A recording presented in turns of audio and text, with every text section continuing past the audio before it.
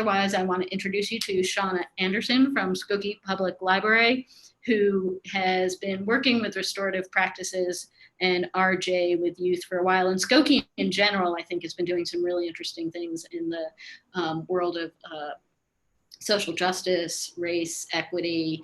And so they've had a lot of thought about their community and what they want to be doing with youth and the whole community and how they want to support the needs of youth and community of what you said. How many languages are spoken? Over 80 different languages. Over 80 languages in Skokie. So I'm not going to take too much time. Shauna's going to share her screen. Just let us know and go, Shauna. Thank you for being here. All right. Thanks. Let me get my screen pulled up here. All right.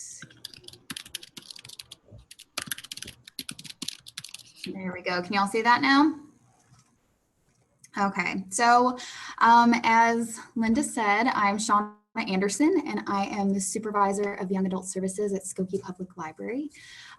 As Linda mentioned, we serve a really diverse, a uniquely diverse community just north of Chicago with about 65,000 residents.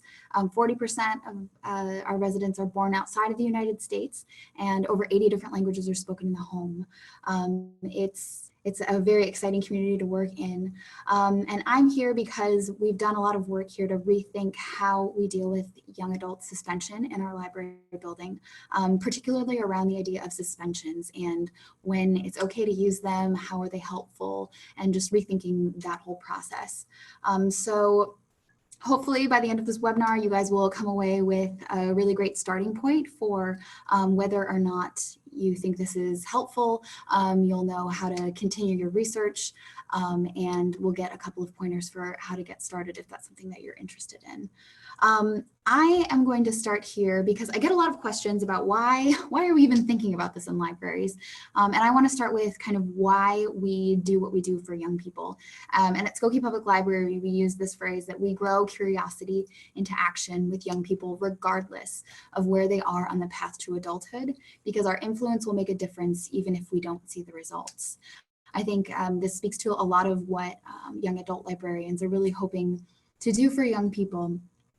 We know that at this stage in their lives, they are so excited to explore new things and gain a ton of knowledge, and their interests are really important to them, and they learn best in environments that that correlate with their interests. And the library is one of the best places for them to explore and continue that kind of growth, because they're alongside tons of resources and knowledgeable mentors who can point them to new opportunities. And so this is kind of the place that we're starting from. I hear from people, you know, if they're not, kids are in the library and they're not reading or they're not doing homework, why should they even be in there? And this is the reason why we really strive to have a really proactive, positive influence on all young people in our community. But I think when you're working with teens, you are inevitably working with behavior as well, because even though this is an immense time of opportunity, our young people often act in ways that are counterproductive to everyone else's use of the library space. And that's just a fact. They're really testing boundaries and trying on what seems like new personalities every other minute. And that's a really tumultuous time in a young person's life. And so we're stuck then with the challenge of, we've got these great kids, they don't always behave the way that we want them to. So how can we set them up for success in our library building and give them the tools so that they can be successful out in the public sphere, in the rest of the community, with regards to their behavior? And so, you know, I started thinking about this, you know, at our library. And I think that one of the things that we lean on a lot in libraries to deal with behavior is suspensions, or asking people to leave, or banning people when there are significant behavior concerns. But I am really here to talk about why that's a huge problem. There's not a ton of data out there about how, you know, the effects of library suspensions on young people, but there is a ton of data about the effect of school suspensions on young people. And in fact, you know, the ACLU of Pennsylvania has a really great End Zero Tolerance website with tons of resources about this. And what they've discovered through, looking at the data is that Black students are 5 times more likely to be suspended from school than their white peers. Latino students, 3 times more likely to be suspended from school than their white peers. And students with disability are twice as likely to be suspended from school than their neurotypical peers. And when we see statistics like that, we really have to rethink why we're doing the things that we're doing. Skokie Public Library, when I first got here, we did not have a vibrant after-school environment. There are a lot of kids around the larger community, but none of them wanted to spend time in the library. And I really had to do some digging to figure out, why is that the case? And one of the data points that I found early on is that we had a pretty long suspension list. And on that suspension list were predominantly young boys of color who were suspended for minor infractions. There was a young boy who was suspended for littering, leaving a ton of Tootsie Roll wrappers somewhere, and was never really welcomed back into the life of the library. And it was way too easy for that to happen. And so we had to really rethink, why are we doing this? How is it helpful? And are we really getting what we want out of that? I think that, the way that schools are thinking about suspensions, they're realizing that the way that they deal with rules and behavior ends up mirroring the same issues that flood our criminal justice system. I don't know if you've heard the phrase school to prison pipeline, is that we're sort of setting so many young people up for the same sorts of situations that they might experience, and the injustices that they might experience in the criminal justice system, which is also predominantly affects men of color. And so I'm going to kind of go back to some definitions that Amitha Lonial used in her prior talk here for YALSA, where she looked to the Center for Social Inclusion for a definition of institutional racism. And that's when policies, practices, and procedures work better for white people than people of color, regardless of where the intention came from. And so when we look at statistics that tell us that that's happening, where there's a disproportional number of young people of color on our suspension list than there are in our community, then that really is warrant for an extra look and to rethink the way that we do things. Another definition that I think we should lean on is this idea of racial equity, that we should be working and striving towards creating procedures and services in the community that make sure that race is no longer a determinant for outcomes, and that outcomes for all groups are improved as a result of that sort of improvement. And so that's where I'm kind of coming from in this talk. We wanted to look at what models out there were subverting that, that pipeline towards punishment and suspension. And one of the things that we came across was restorative justice. Restorative justice is an approach to rule breaking or criminal behavior that emphasizes the need to repair harm, address trauma, hold the harm doer accountable for repairing that harm, and involve everyone in restoring relationships. That means that there are a couple of hallmarks of restorative justice, is that all parties are included in any post-situation follow-up that happens, that you are finding opportunities for victims and offenders and everyone in between to see each other as humans and to recognize the effects that behaviors have on other people. You are finding opportunities for people to make amends for the harm that they've produced, and that it is important to reintegrate everyone back into the life of the community. So when we think about that here at the library, we think about, when there's a fight at the library, bringing people together who were involved in the fight, bringing together staff members who witnessed the fight, where everybody can talk about their perspectives, find ways for the young person to make amends for their harm. And that doesn't always look like a suspension when we're being honest. It doesn't need to look like a suspension. And then finding ways to reintegrate all of the parties, so victims of the fight or kids who were involved in the fight, back into the life of the library, so they know that we are a supportive place for them. We are a trusted a place for them to go and spend time, that there are adults here that they can trust to help them solve problems as they arise, and hopefully they come out of the situation much more emotionally literate and socially literate with their peers. Another piece of this is restorative practices, and this has sort of grown the idea and framework around restorative justice has grown to other areas such as public health, social work, organizational leadership, education. And it's this idea that you can build social capital and achieve social discipline through participatory learning and decision making. I love that last piece of this definition, through participatory learning and decision making. I think that really mirrors a lot of what we want to achieve as teen librarians working with young people. We want to see participatory learning and decision making. And here at Skokie is we're thinking about ways to create participatory learning and decision-making processes that aid in social discipline. There's a quote from the International Institute on Restorative Practices where they say, the use of informal restorative practices dramatically reduces the need for more time-consuming formal restorative practices. And the systematic use of informal restorative practices has a cumulative impact and creates an environment that consistently fosters awareness, empathy, and responsibility in a way that is more effective in achieving social discipline than a reliance on punishment and sanctions. And that's sort of our goal in thinking through all of our services, how we staff our after-school spaces, the kinds of programs that we provide. We want young people to be involved in making decisions and being agents of change. We want young people to feel like they have a say, and that in and of itself creates a climate in which there is better social discipline and when we can resolve conflicts easier. Another thing that I want to point to is this idea of a social discipline window. When people think about how we deal with discipline, people often make this false dichotomy that you're either being punished or punitive or you're being permissive. If you're not punishing kids, then you're not providing any discipline at all. And that's just not the case. And this is, the social discipline window is used widely in areas of social work and education, that it's really a function of the level of support that you provide and the level of control which you yield.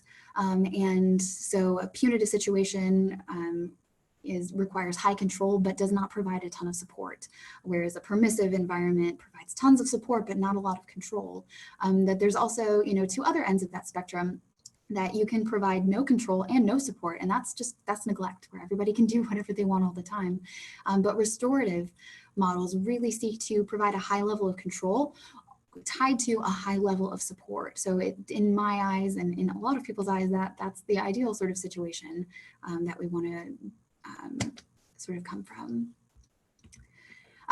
Restorative justice and restorative practices. Oh, I will say, sorry, kind of going back, I like to think of restorative justice as reactionary. So after something happens, you'd be using restorative justice practices and processes to respond to a situation or an event.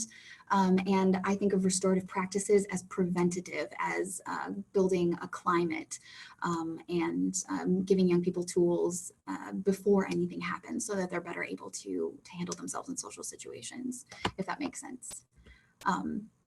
But going on, there are a number of practices and processes that are really well aligned to restorative justice and the philosophy kind of behind that. And I'm going to go over a couple of them here with you guys. So circles are something that we use a lot at the library, and that is a form of discussion where there's no hierarchy. You might have a circle keeper, and that person, asks some questions and makes sure that the circle stays on task, but really everybody is at the same level. It relies on a shared set of norms and values to make sure that everyone is heard. You can either make use of an order, which I will talk about in a second here. I'll kind of try to break that down. Or it can be a more open process where there are some goals about what we want to achieve in the conversation, but it's really open to everybody. Everybody kind of comes to the circle as an equal participant. Some of the hallmarks of that process are that everybody actually sits in a physical circle. That's really important. It makes use of a talking piece to share the floor. And sometimes you can, if there's a ton of people, you can include a lot of people using a fishbowl kind of method to have a productive conversation where there is a small circle of people who are having the main conversation and a larger circle outside who are listening in and providing that sort of listening ear. Another avenue or another practice within restorative justice is the idea of conferencing. So this is a very straightforward problem-solving methodology where people are trying to come to a consensus, and it's providing a constructive forum for people to, build consensus with one another. So whereas circles are sometimes a little bit more loosey-goosey, not necessarily loosey-goosey, they have a different kind of structure. Conferences are usually facilitated by someone. So when we have conferences here at the library, it's facilitated by one of our team librarians, or it could be one of our security staff if need be, and they're facilitating a conversation between people involved in a situation. Mediation is another area where the idea is to help resolve a dispute in a way that resolves any underlying issues and ends up bringing people together by focusing on their individuals' experiences and empowering the people involved to come up with future steps to take. So it's taking the philosophy of restorative justice and applying it to a situation where there's kind of two sides. So I would think of providing, mediation in a situation in which there was, a fight between two kids where none of them one's not the victim and one's not the offender, where they're sort of on equal footing. We can provide, a forum to mediate that using some of the framework of RJ. Panels are another way to bring together victims or offenders who don't know each other, but can help enlighten the perspective of another side. So we think of a panel that could potentially include, kids who have been bullied and kids who have been accused of bullying another kid. You're not making, the young people face the people who've, really harmed them at all, but you are providing everybody a way to see the other side in a way that's really safe and informative and enlightening to the other person. Victim and offender services are about providing a pro-social atmosphere to work through how best to reintegrate oneself into the larger community as restored individuals. So it's this idea that, that offenders, after they've gone through this process of restitution, that there need to be ways to help, keep people accountable and make them feel like full-fledged members of the community. And the same thing goes with victims when they've been, subject to trauma in some sort of way, that there can be services or opportunities to make sure that they are able to process the events that they've been through and then reintegrate with the larger community. And the last two things that I'm going to touch on are restitution and community service. Restitution is this idea that you need to make good for any losses or damages that have been incurred as a result of your behaviors. It's this idea that, like, how do we make things right? And that can be financial, it can be relational. Oh, sorry, just one thing. If you are joining us right now, if you could make sure to mute yourself. I heard a couple of voices in the background. I don't want that to get in the way of everyone. So yeah, restitution can be financial, it can be relational, but you bring parties together to come to an agreement about what that sort of looks like. And one piece can be community service. So in the larger community as the victim, it's really kind of difficult to figure out how we make that right. Community service can sometimes feel arbitrary, that, like, I did this one thing, but I'm picking up garbage on the side of the road. It's hard to kind of create a consequence that is really restorative in nature, that really aligns with the situation. But there's a lot of opportunities out there for that. So sometimes if a young person has had sort of an outburst in front of the children's area, then we, ask them to pick up the children's area or to, be in the space, so that it gives the sense that they are kind of making up for what they've done, if that makes sense.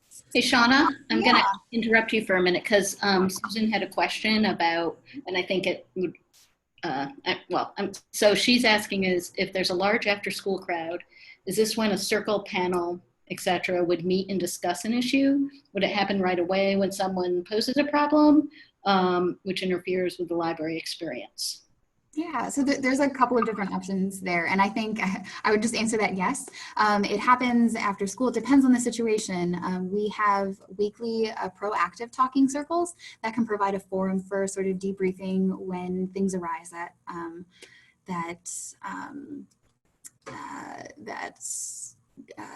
have an impact, sorry, on the larger climate of our after school space. It can be something that we do really impromptu. So in a second, I'm going to talk about informal processes, and there are ways of having impromptu restorative conferences that we find to be really helpful. If there are profound behavioral incidents like a physical altercation, those are things where we sometimes ask people to step away from the library for a bit until we can bring everyone back together to have a conversation. So there's a wide range of options available. I know that that doesn't totally answer your question, but that I hope it sort of does. Does that make sense? Okay. I think so. I'm going to watch the chat, but I think so. Cool. Okay. So going along to thinking about some of these informal processes, as I mentioned before, it's that idea that an environment that consistently fosters, awareness, empathy, responsibility is overall going to be really proactive and prevent a lot of the larger, more formal routes from ever needing to happen. So affective statements are things like being able to discuss your feelings and discuss how things affect you as the adult, really modeling how to make young people aware of how their behaviors affect others. So things like, when this happened, I felt blank. Young people can find themselves in a space like the library, and when there are adults around who are doing these, using these kinds of statements, it can create a climate in which vulnerability is encouraged, and where young people feel safe talking about this. There aren't a lot of opportunities out in the community where they can say things like that, like, this made me feel like this because of that. So helping to model those conversations is really important. Affective questioning is really great. We use this a lot in our after school spaces. They're really crowded, they're loud. If somebody does something that doesn't warrant a much larger sort of like, stop the presses, we need to get in a circle here. The affective questioning is a great route to take, where we can say, like, hey, who was affected by the way that you just did that? And how were they affected? Like, let's talk through that. And impromptu conferencing is something that we also use a lot, and we actually created a little worksheet for it to help us to use some of the restorative questions on an impromptu basis. And I'm going to talk about what those restorative questions can be.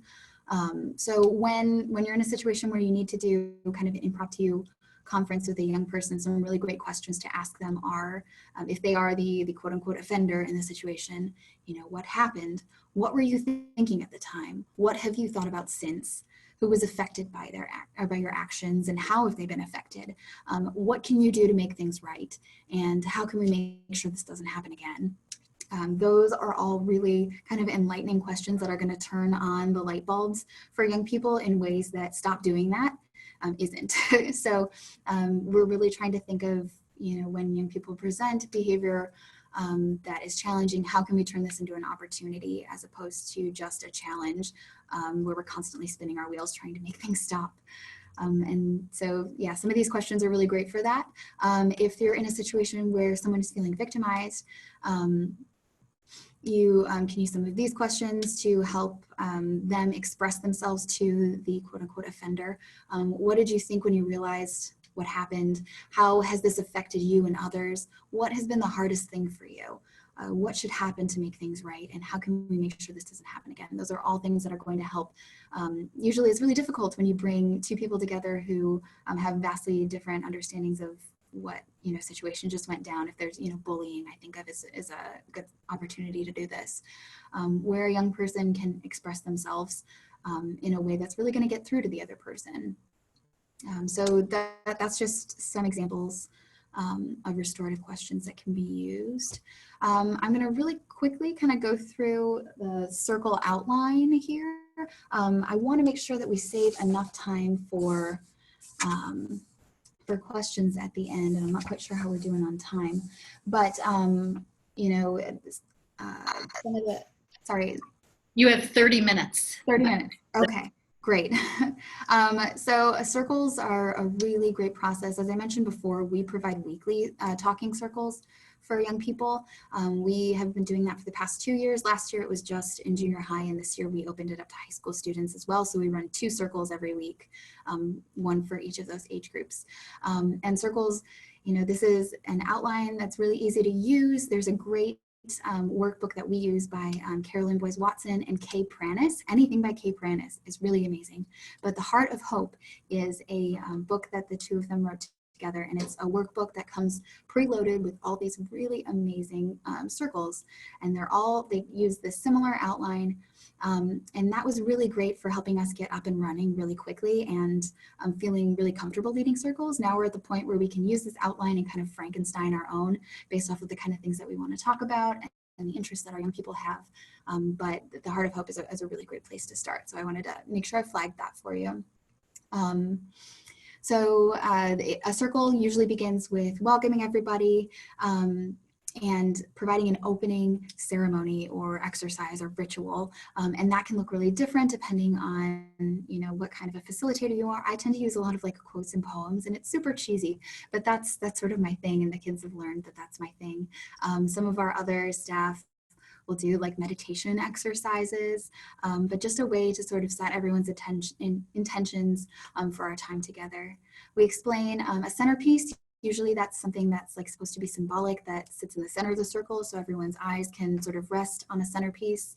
And then the talking circle, or the talking piece, is an object that is passed around from person to person, and only the person holding that piece is welcome to talk at that time. And I try to explain it to young people that we often think that talking and giving our opinions is the gift that we want to give everyone, but the gift of listening is equally as important. And so when we've handed off the talking piece, we are giving the gift of listening, of really hearing what they have to say. And that in and of itself is a really great learning opportunity for young people. We've noticed that talking pieces like Play-Doh or fidgets are really great for young people, that they can sort of like hold it and play with it while they're passing it around. The next thing that you want to do is kind of state the purpose of why you're bringing everyone together, what you're going to be talking about, and then doing a check-in round. And we often use the check-in round. It can relate to your stated purpose, or sometimes in our proactive talking circles, we'll do kind of funnier icebreaker kind of questions where everybody kind of can talk about something about themselves, maybe like tell us the emotional weather report for today, and everybody can, you know, go around and say that it's cloudy or all blue skies today, and then you kind of get a sense for how that young person's approaching the circle. Next, it's talking about the values and guidelines, and since we have a weekly talking circle, we've developed those values and guidelines beforehand with our young adults who are consistently coming, but you can also develop those through a couple passes around the circle, develop a set of shared values and guidelines for how you're going to approach the conversation, explore the topic, you as the circle keeper, ask some questions for everyone and model how to answer them. And then do a sort of checkout round. Sometimes I will do what's one word that you have to say now that you've finished, you know, this conversation, and thanking everybody and closing out again with another like ritual or activity, or again, I use poems and quotes, which our young people actually do a really good job of remembering and kind of spit back to us throughout the week. It's really adorable. So that's a really like quick and dirty how to format a circle, but it's a great tool to kind of have in your back pocket and to try out in your programs. So tell me, I have 3 questions. Should we wait till the end? I'm not sure. Let's go through them now. That's okay. Fine. So one person, Renee, is wondering, how do you get teens to participate in the circles? So one of the things that I do when I'm talking to young people is I'll explain when they're like, what is that? I'll say that, have you ever wanted to talk with your friends about stuff that actually matters? And a lot of them are like, well, yeah. And I was like, this is your opportunity. It's really hard to talk with your friends about things that really matter to you. But every kid really longs for that. I mean, even adults do. They long for that opportunity to talk about things that are important to them. And so framing it in that way I found is really helpful. Another thing is we provide a very small snack, and just that gives kids an out where they'll be like, I'm just going for the food, but they're not. They love it. They love talking about their emotions and their identities and getting to know other kids in a meaningful way. But having food really does give them a little out where they don't have to be so vulnerable, where they can be like, no, we'll just go for the food, but they never are. So that's been two kind of key things that have helped us really grow these groups. I would say that the most participatory young people that we've ever had have been 8th grade boys. They love it more than anyone else. They're always the ones who want to come. They're the ones convincing their friends.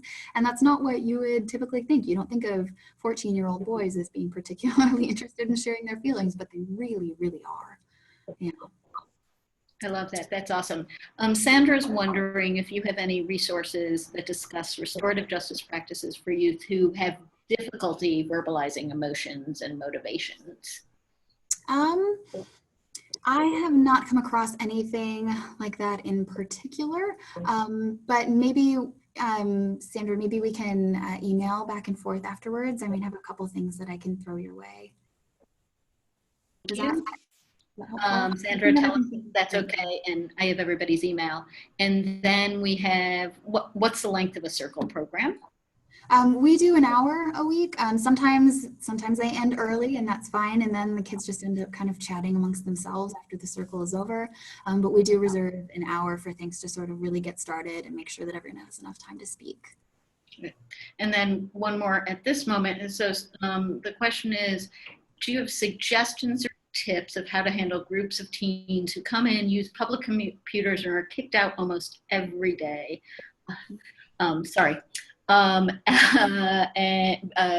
Because of their loudness.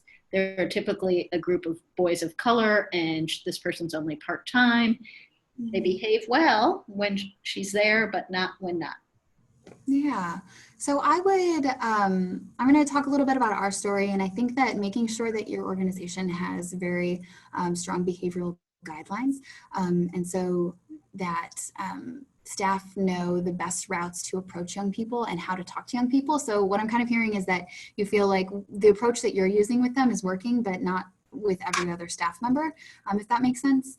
And I would say that I'm sure a lot of us have similar experiences where you feel like, as long as I'm here, I know that they're going to be fine. And then the second I leave, you don't always know how people are going to approach them, and if they're going to, be successful with that approach. So one of the things that's been really helpful for us is making sure that our behavioral guidelines are very clear about how we expect our staff to approach a young person, that it's not about like, hey, you be quiet, but that we're really redirecting them and saying, like, if you want to talk like that, there are places for that. You can get a study room, you can do a lot of other things.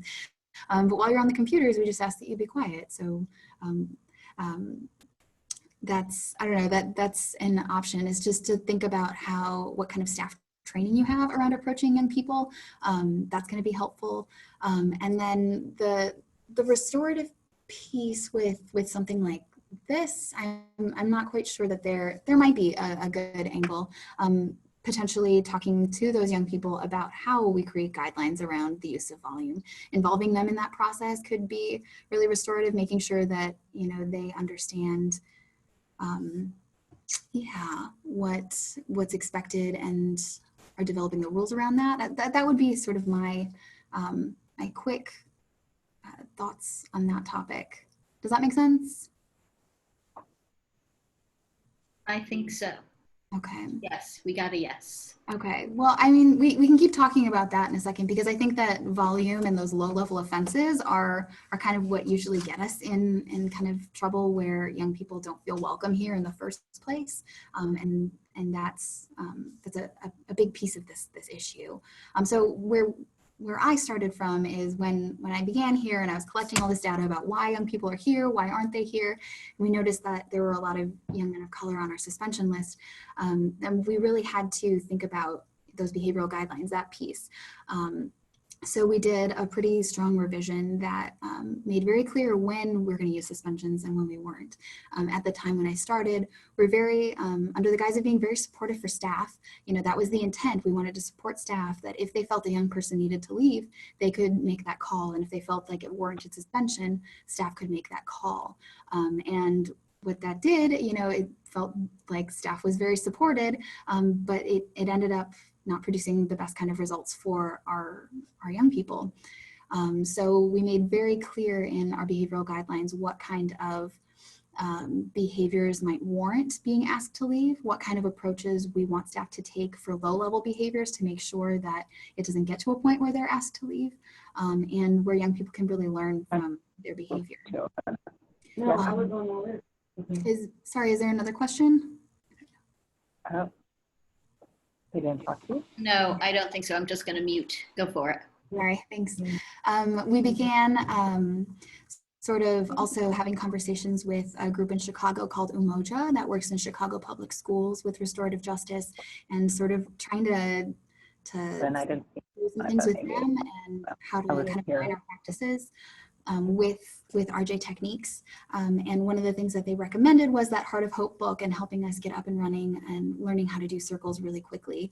And so we implemented a weekly talking circle program that sort of took off really well and gave us a ton of experience doing these circle processes.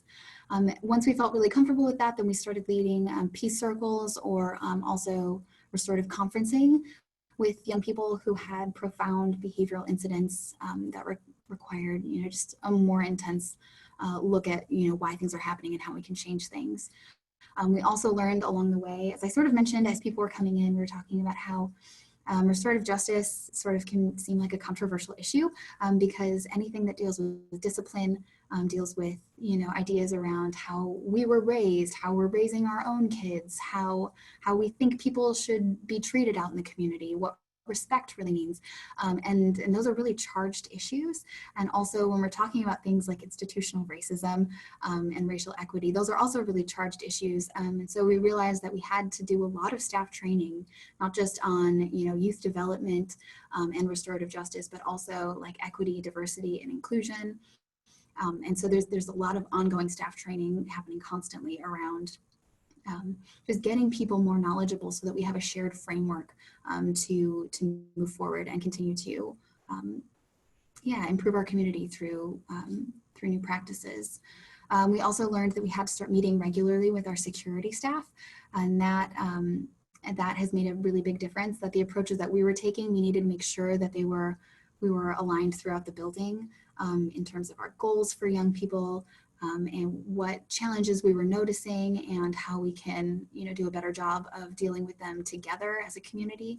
We've also, during those security staff meetings, our staff has led circles with our security staff for us so that we can have really equal conversations. And that's been a really key piece for us. Additionally, we have provided, you know, panels where teens can talk with staff members, and that was a big piece of our strategic planning in the last planning cycle, is we brought together a panel of teens who spend a lot of time at the library talking about their aspirations for our spaces, the experiences that they're having here, why certain things are important to them. And so we did sort of try to make use of that panel sort of aspect towards staff, recognizing that sometimes young people can feel disenfranchised from the processes that our libraries take. Going forward, we have a couple things that we're trying to do. This summer, we are training young people in how to lead peace circles. We're calling them peace ambassadors, where a group of teen volunteers is going to meet weekly for a couple of hours and learn how to lead circles themselves. So we'll hopefully have a really good pool to draw from to continue to have these larger conversations with a lot of young people throughout the school year. We're also hoping to increase staff participation in peace circles and restorative conferencing. When staff are involved or witness a behavior incident, it affects them too, and we want to bring them into the conversation, but we have seen some resistance to that, just not understanding what what they're kind of signing on for, what kind of vulnerability that they're going to be required to participate in a conversation like that. And so we're working on ways to increase that and to make people feel way more comfortable involving themselves in these conversations. We're also hoping to connect with more local institutions. In the state of Illinois, there was a state Senate bill passed last year that requires that schools in particular make use of alternatives to suspensions and document what other alternatives to suspensions they're using. And so that's created a much more robust conversation around the use of restorative justice and restorative practices. And so we're looking to partner, better in the community to make sure that we're aligning our practices. And we also want to continue to create more avenues for restorative consequences. That idea of making sure that, when there is restitution and community service for issues in which the community is quote unquote the victim, making sure that we're doing so in a way that really aligns with the situation so that a young person is really learning and experiencing, that the experience of the other side. And yeah. So that's sort of where we came from. It's not a linear path that I think a lot of libraries, need to follow what we did, because we've really been testing things out. There's honestly not great models out there for how this looks in institutions like ours. And so I would, suggest similarly that you test things out, that you respond to data, that you try new things, and be ready for it to be a little bit of a roundabout kind of implementation. The last thing that I'll try to follow or try to end here quickly is I want to talk about some opportunities. I think that, the big thing that you can walk away from is to make sure that you're tracking your behavior if you aren't already. Look at the trends, compare them to your population, and recognize where there are gaps, if there are any. That's really going to help start this conversation, is coming in with data. Another thing is to make sure that your institution's behavioral guidelines backwards and forwards. If you see opportunities for bias to creep in, find appropriate feedback opportunities and make this known to your administration. So, for example, we made sure that removal from our services, so banning young people from our services, should be from a real threat to safety and security or a progressive intensity for repeated low-level offenses. And that change was kind of hard, and it's necessary, but it starts with these sort of initial steps. So we had to find ways to make those recommendations. If you don't have behavioral guidelines, come up with your own draft or start conversations in your organization to draft behavioral guidelines together, and expect this to be a longer process. I wish that we could have drafted our behavioral guidelines alongside teens, but we did not have the time, and we're sort of, even though our administration was really supportive of us revamping those guidelines, they wanted us to do so as a staff, and so that opportunity wasn't really afforded to us. But whenever you do have that opportunity, make sure that young people are involved. Also, do your research and look to your local school systems for inspiration. It's really great when you can have that sort of alignment across the community. Another thing is to kind of infuse your spaces with restorative practices like we talked about before. That's a really easy kind of step. Using those affective statements and questioning is going to be really helpful. And it's going to foster more awareness for young people who even aren't involved in large level behavioral incidences if the climate is sort of infused with that already. Next, show up for young people. Allow your colleagues to call you in to help with situations involving young people and act as that model. That's a really easy kind of first step to be taking, is to offer yourself to your security staff to say, if you're dealing with this person all the time, feel free to call me in. I will be there. I will help you deal with that. I know that we all just want to be successful here. So let me participate however I can. And the last thing is to lead a circle. It's not therapy. You're not going to mess people up for life by leading a circle. It can be about something really silly, like who you'd like to invite to a fantasy dinner party or describing your happy place. But those sort of low level or sort of low risk circles will help you get to know the process, because there's going to come a day where it's going to be useful to you in a really serious capacity, and having the experiences kind of built in beforehand of leading sort of silly circles are going to be really helpful in the long run. So those are a couple of opportunities that I wanted to throw out there for people to start thinking about in their institutions. But I do want to make sure that I answer your questions. I'm sure there's a lot going on in the chat. I wanted to throw out there, what resources do you need, and what opportunities or challenges do you see for your institutions? And again, I've got my email address on here too, if anybody wants to have this conversation privately via email. So thank you, Shauna. That was, my head's exploding in a really good way. It's a positive explosion, not a negative one. Just there's a couple of questions and then we'll see what happens. If you are have a microphone, you can feel free to unmute yourself at this point. But one thing that someone asked is, do you involve parents at all in the process?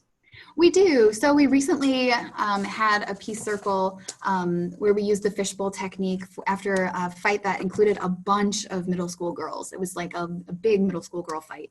And it wasn't like physical, but there was a lot of yelling and a lot of name calling, and we just had to bring everyone together. So everybody came in with their parents, and the girls sat in the inner circle and the parents sat on the outer circle.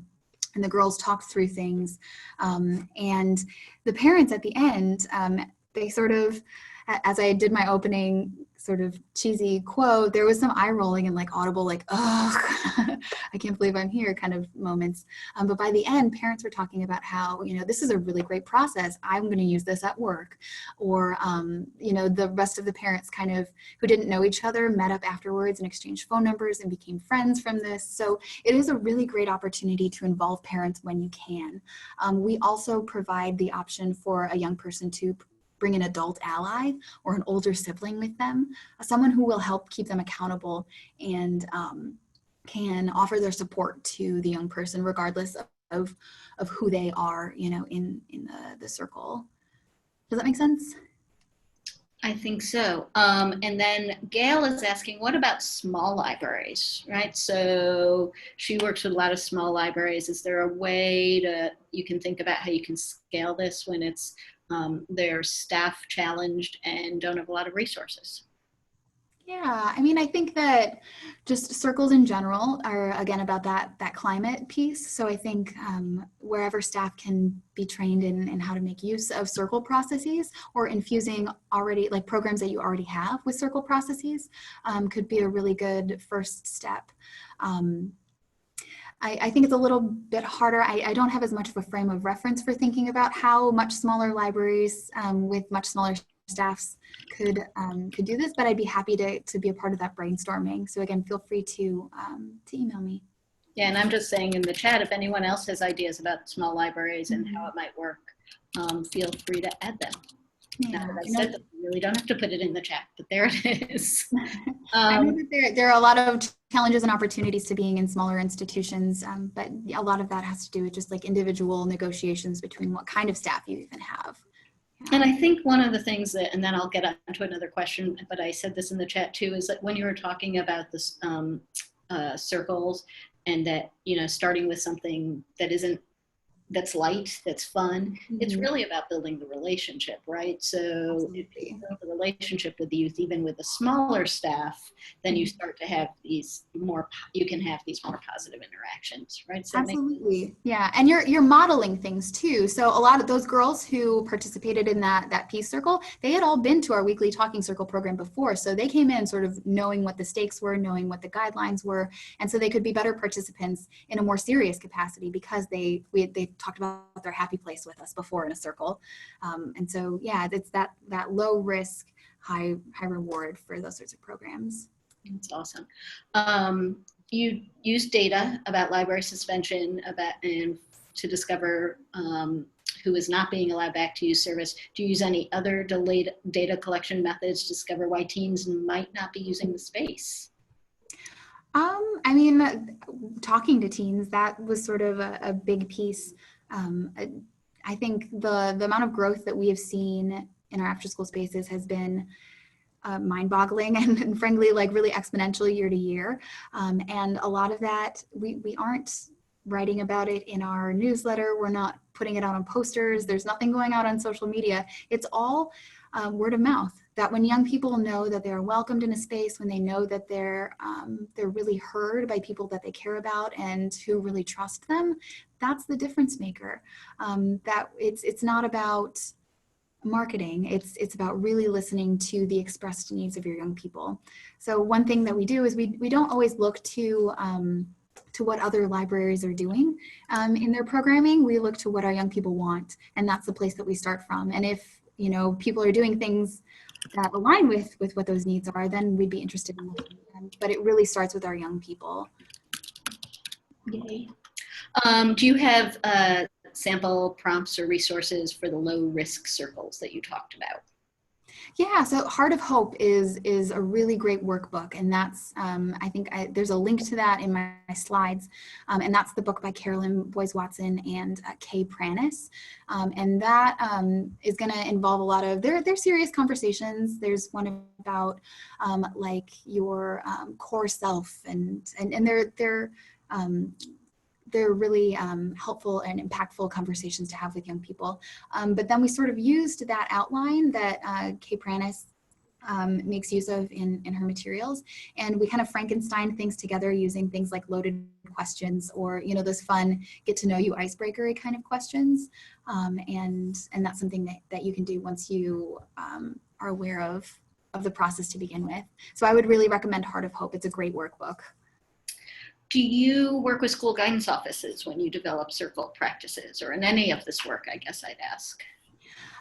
So in our community of 65,000 residents, we have like 7 different school districts. So there's a lot of challenges with that. They all have different practices and different guidance kind of practices, different staff members and what they're responsible for.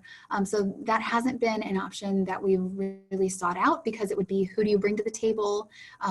And who would you not bring to the table, and what kind of equity would be involved in that. So there's been less of that. However, I am married to a school social worker, and so that's kind of been a difference maker for me, I guess, is that I do have a sort of a built-in relationship with someone who deals with this, not in Skokie, but in many other capacities. So that my husband's, you know, outlook on that has sort of informally been infused. Well, actually, I think that's a small library thing too that might be useful, is working with guidance counselors on some of this. That might be a really good way to do that. Absolutely. Mm-hmm. Like I mentioned before, we work with Umoja, which is a RJ organization in Chicago. So that was our main kind of pull. Mm-hmm. That's great. Let's see, where was I? Nope, I got that one. So what happens when the offender doesn't show up or is not interested in participating in the restorative justice practices? So as I mentioned before, there's a long list of kind of practices that you can make use of. When that sort of happens, actually, it really doesn't happen all that much. We have situations in which parents don't want to be a part of it, but the young people who come here for a reason, because they value our spaces, they value the relationships that they've built here, and they want to participate.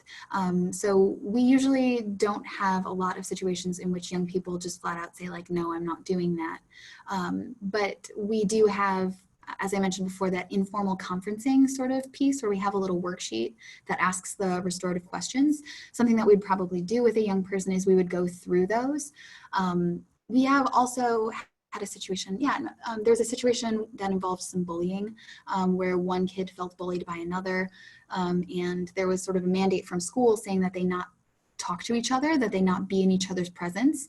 So we asked them to write letters to each other. So that's another way that you need to think about the principles of RJ and how to infuse conversations with that. And we need to make sure that young people see each other's perspectives, and that doesn't necessarily need to be in a circle space. It can look really different. Yeah, that's great. Where do your circles take place? Inside the teen department, somewhere else? We often make use of our youth services program room, which is where our story times happen. It's a very insulated place with not a lot of windows, so people feel a little bit more comfortable being vulnerable. However, we have had it just out in the middle of our junior high space, which is open to the rest of the library. It's not an enclosed space, and that has worked well, as long as everybody is participating who's in the space. It's a really positive conversation. Maddie loves what you're saying, and there's not really a question, is there, Maddie? But maybe just some thoughts in general, either from you, Sean, or others, is that she's new in her position. It's a large library system, and what the policies, et cetera, have been developed based on previous incidents, not since she's been there. And so there's sort of, it sounds to me, Maddie, like you're saying there's a belief of how to handle some of these kinds of issues and behaviors that you're wondering, you're not asking this, so I'm putting words into your mouth, Maddie, about how to work within a system where there's something set up that is not conducive to RJRP. Yeah, and I would say this is something that we honestly still struggle with. There are staff members who are not super supportive of this process, but we do have the supportive administration, which we are really, really grateful for. And for a lot of other people in the building are kind of on board with it. But I do think that you can expect to play the long game in whatever organization you're in, that there's very few places that you're going to have everyone on board and being like, yes, do this, thank you. Because as I said before, it requires us to question a lot of things that we think are right. So yeah, my expectation would be to play the long game, to insert things wherever you think you can, and to collect as much data as you can. The lived experiences of your young people too are going to be invaluable. So the opportunities where you can put staff in front of your young people, like the team panel that we have for strategic planning, but don't expect that to happen in a year. You know, if you're new to your position, I know that I remember that feeling of wanting to do everything all at once. And my director here at the library once told me the quote that if you want to go fast, you go alone, but if you want to go far, you go together. And that is a really long process of consensus building, of building relationships with your colleagues so that they recognize what you're doing and why you're doing it, and really, yeah, be in it for the long game. There are so many awesome questions and we are running out of time. So here's another one. Do you have examples or suggestions of how to instill making amends in the behavior correcting process? You talked about cleaning up the children's rooms, but what about fights or misuse of library spaces? Yeah, so I tend to put the ball in young people's courts and ask those questions like, what do we need to do to make this right? And they often have suggestions about that, you know, and how do we make sure this doesn't happen again? So sometimes it will be writing a letter to someone. Sometimes it will be apologizing face-to-face to someone. Sometimes it will be cleaning things up or helping some of our staff members with programs or services. It really depends. What we're really hoping for is scaffolded restorative consequences. So something that is equal to the situation, that sort of the seriousness of the situation that we're dealing with, something that is restorative in nature. So it's going to make them feel like a bigger part of the community after they've done it. Something that's not going to other them or make them feel like they're bad in any way, but a consequence that makes them feel like a full-fledged member of our library's life. Yeah, so it's really, it depends on the situation. Yeah, that's, and every community is different. I think we were talking about this a little bit too. So like exactly what you do might not work with a different community. Absolutely. The ideas follow through everywhere, but not necessarily the actual actions. So we are just about out of time. I want to thank you, Shauna. In the chat, there are some resources people have included, and you do have Shauna's email and all of that info. Tomorrow or later today or tomorrow, I'll send out the links to the PowerPoint and to the recording, as well as to an evaluation. And if you need a certificate, I will put this in the email as well, but feel free to email me and I will get you a certificate. Shauna, we are just like, we have to keep going, but we can't. That was just the tip of the iceberg, I thought. But thanks so much to everyone who was here, and hope to see you over the summer where we're going to have a 3-part series on creative youth development. So have a good rest of your week, everyone. Thank you. Bye.